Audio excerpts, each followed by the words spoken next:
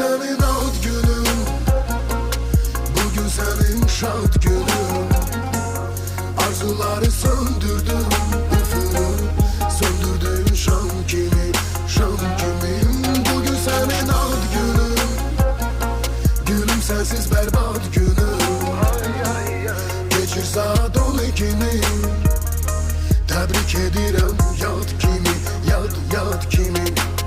Mən sənə dəli divanə, sən hisslərimə biganə. İnanmaram daha, mən aldanmaram daha, mən gətirsən də bəhanə. Yaş üstünə yaşar da